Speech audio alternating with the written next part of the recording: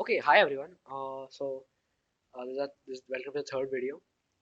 So far, we're done with oops, not July, Julia. Let's run that.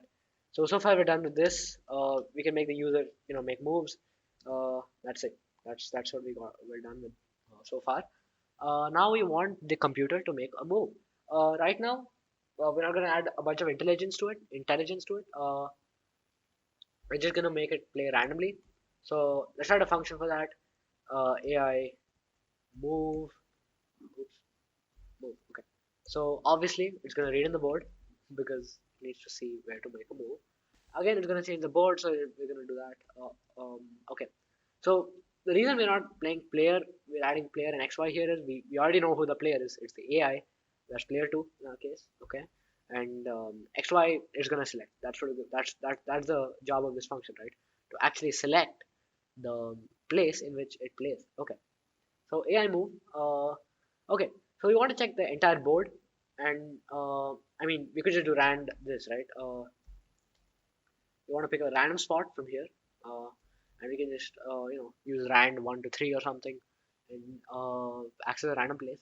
But there's a problem here. If it's already taken by X, we can't really make a move there, right? If X already took 1, 1, first row, first column, we can't really allow the AI to make a move on one first row, first column.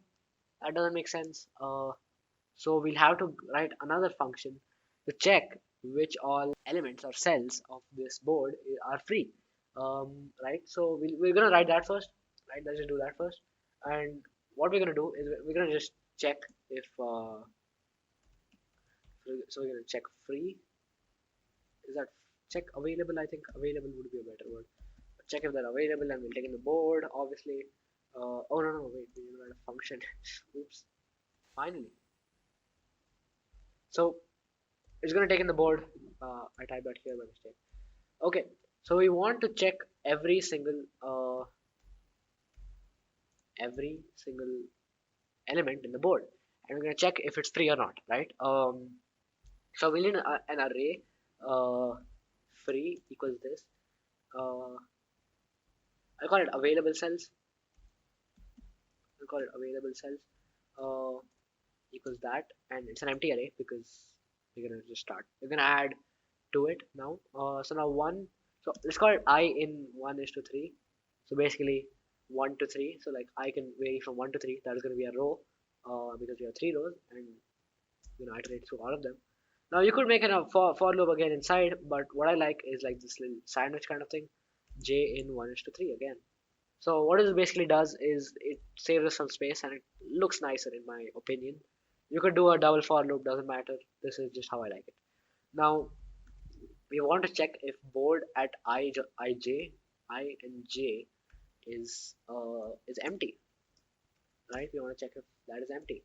So if board is empty, what we do is we're gonna push the I.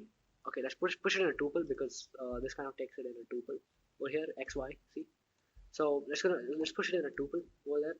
We're gonna push that to available cells, right? There we go. So I think we're done with this. If it's okay, let's just read through it once again. So it's gonna take in the board now. It's gonna make an empty array for all the available cells. It's gonna iterate through all the cells in the board this using this for loop. It's gonna check if it's empty, and if it's empty, it's gonna add that position to available cells. And now, oh, look at that. We should return the available cells, right? That makes sense now. So, uh, because now we know which cells are available, and we can make a move on them. So now, pause position, short for position, is just a random variable from check available of board, right? So we're picking up a random position that is available, uh, and we're gonna make a move over there. So make move for board, not backtrace. Board, the player will be player two because it's AI, and our X and Y. Okay, X and Y is just pause, right? POS. Okay, so this makes sense. let's just run AI move over here. AI move board. We're gonna print board after AI moves, right? Okay, so let's see how this works here. So it's gonna okay. Let's just remove this because that just makes sense. I'll explain in a minute why. Okay, so let's look at our flow here, right? So this is where our program actually starts. These are all a bunch of functions that we're using. These are our standard definitions. Okay, so these are our functions. And okay, so the code actually starts here.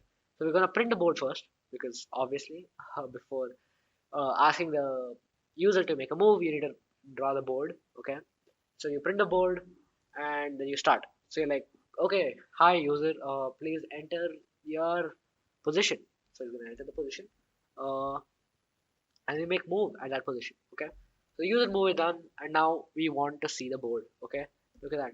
We already spotted a place to add this. Okay, so now we want to print the board. Now we let the AI make a move, and then we print the board again, right? So that's what's going on right now. Let's just test this. This makes sense, I think. I think after the AI moves, again, it's gonna ask the user to move. Just run this. Let's see what we get. It's 1-1. Uh, oh, look at that error. Load error. AI move not defined. Oh, look at that. Missing a yeah. That's it. Is that it? Yeah. We're missing a bag sign exclamation mark. Okay, 1-1, and it makes a move random place. 1-2 again random place. Let's try to win here. Let's see if we can win. Look at this. Uh, we enter and there's like two boards after that. Enter and two boards after that. It does make sense. So I think what we'll do is immediately after the player makes a move, the AI makes a move, right? After yeah, we're not gonna print another board after the guy makes a move. So we're just gonna break out of infinite loop here, and yeah. So this looks good to go for now. We got our AI to move and our player to move. Now we want to check if someone won, right? That's the exciting part. We're almost done with this game here. We'll have to add some bells and whistles later. Minimax, input scrubbing, all that good stuff. But we'll do that in later video. So we do have some time. Let's see if we can just add a little bit.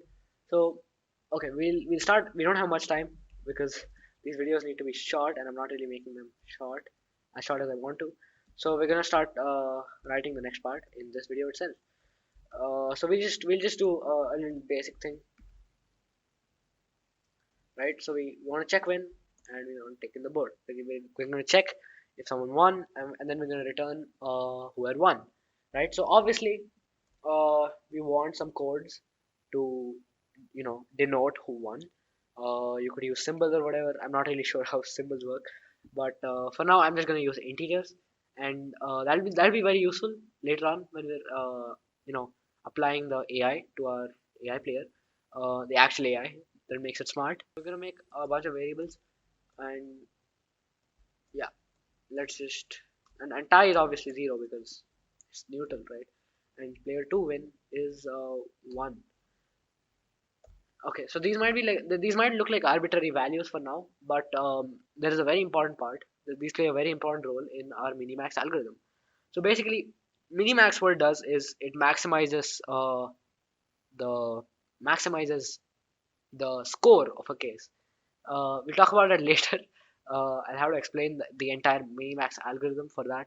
But what it does is it evaluates the the niceness, you could say, of a given game state, right? So in our case, the AI wants to maximize its own win, right? So we want to maximize player two winning, and that makes sense because now if we set player two win to +1, that means that it's the maximum value out of these all three game states, right? These game outcomes, sorry, not states. Out of these three game outcomes, if you want to maximize it'll be obviously the maximum of these, you could say, and that'll be +1 instead of -1. Okay, so we'll check our win. So if so, we'll have to write something like if player one wins, then we'll have to return player 1 win, and similarly for player 2, right? So now we want to check all the cases in which player 1 wins. So let's look at our board. We have three cases, right? Not three cases, sorry. Yeah, three cases. One is columns, one is rows, and one is diagonals. There's two diagonals actually, because there's a standard diagonal here and the other diagonal, the principal diagonal you could say if you're into math, and the other diagonal I'm not sure what it's called, but yeah. So it could be any of these, and in these, of course, uh, in these sub cases, we got a column sub cases are like this column, this column. Row sub cases we have three again, this column, this column, this column, and right. So we got our column sub cases. So we got our everything mapped out, right? We got all our win conditions. And when is it a tie? Let's think about that. I think it would be a tie when the entire board is filled, because no one can make a move, right? So that's one thing, right? That's one part of the tie. But does it necessarily mean that if the board is filled, it's a tie? Think about that. Like for example, O was about to win. Look at that; it almost got this diagonal. But now it's X's turn. This is a hypothetical situation. I'm not sure whose turn it is right now. And okay, so now it's X's turn, let's say, and now he will make a move. He or she will make a move, and he'll put down X here. The board is filled. The board is filled. But look at that. Is it a tie? No, it's not. Obviously, X1. X1 over here. So now we know the cases for winning and the tie. And right. So, and obviously there's another case where the game is still going on. Uh, no one has won yet. It's someone else's turn. No one won yet. So that's another case. Um, but that we'll just define over there. We don't want to define something weird over here. That could mess up our mini max, right? Okay. So all right.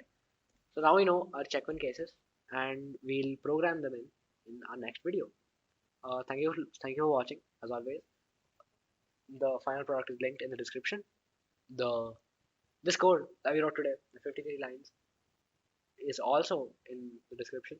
Actually, this check win won't be included because we haven't really written anything for that. Yeah. So whatever we wrote until now will be in the description. The final product is always in the description. And thank you for watching.